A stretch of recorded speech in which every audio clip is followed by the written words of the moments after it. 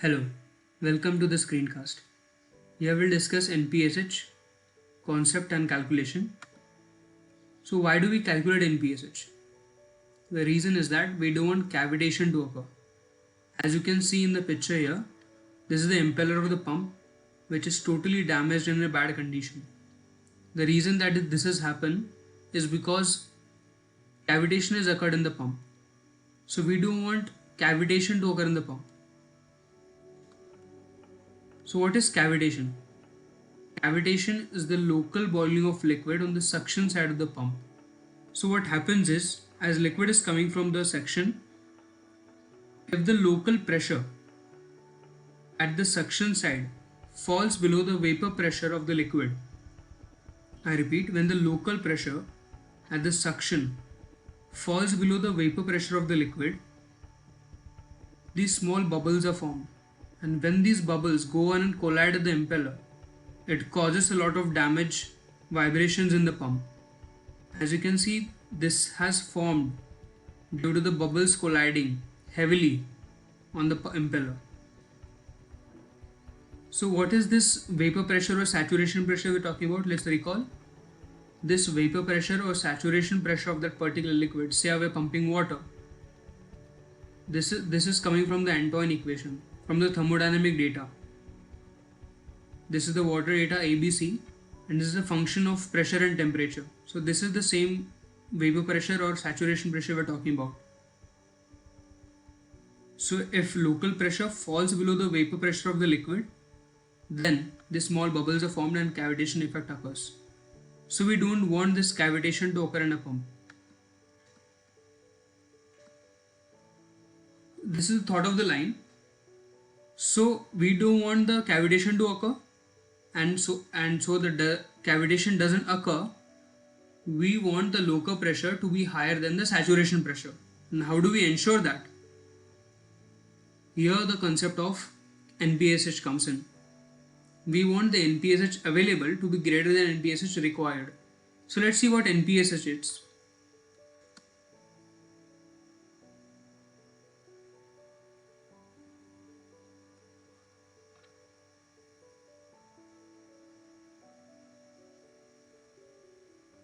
Net positive suction head, that is NPSH available or actual.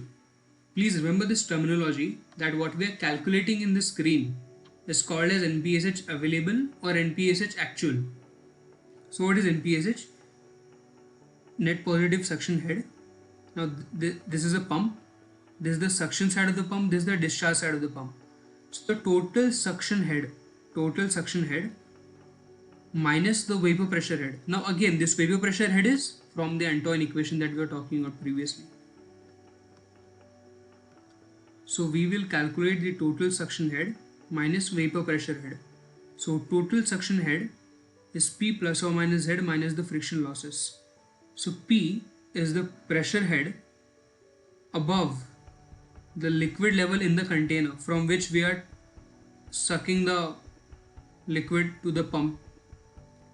This Z is the height of the liquid level to the center of the pump. Liquid level to the center of the pump. Now this plus sign will be used if this container is above the center line, and negative if this container is below the center line of the pump, and minus the friction losses. So this is the random data just for the sake of illustration of calculation of NPSH. So if we consider that the pressure head above the liquid level in the container is 10 meters, the height from the liquid level to the center of the pump is 2 meters.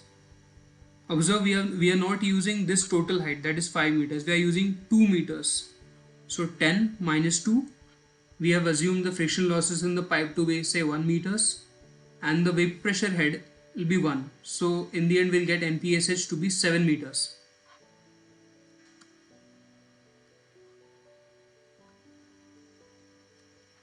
So net positive suction head, again I repeat that NPSH that we calculated in this screen is called NPSH available or actual.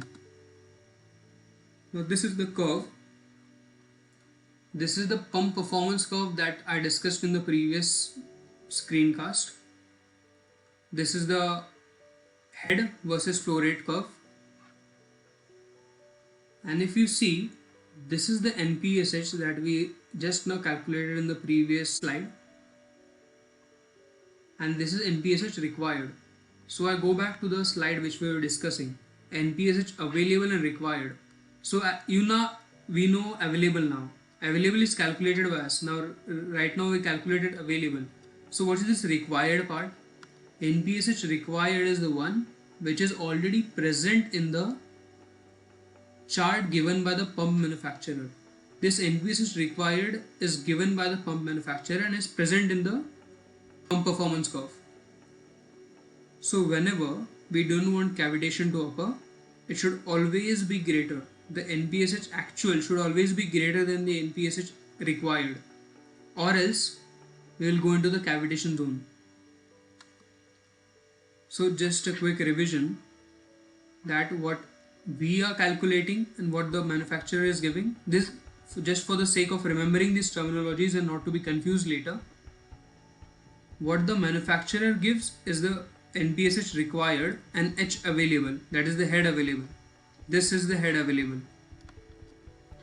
And what we calculate is called NPSH actual or available, and the head that we calculate is called H required. NPSH can be also given as pump stagnation head at the inlet minus vapor pressure head. Now in the videos to come we'll discuss what exactly is stagnation head, static head, and how this terminology relates to the calculation of velocity of liquids.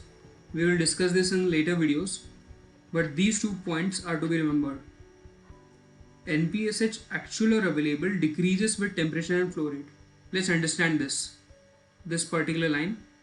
NPSH actual or available decreases with flow rate. In this particular curve is directly seen that NPSH available, as we go along, it is decreasing with flow rate. But why we are saying that it also decreases with temperature? Let's go back here. NPSH is related to vapor pressure head, and vapor pressure head is function of temperature in Antoine equation. So as temperature increases, vapor pressure will also increase. Temperature increases, vapor pressure increases, and hence if this term increases, NPSH will decrease. So hence NPSH available decreases with temperature. So these are the few points that are to be known for NPSH calculations. Thank you for watching.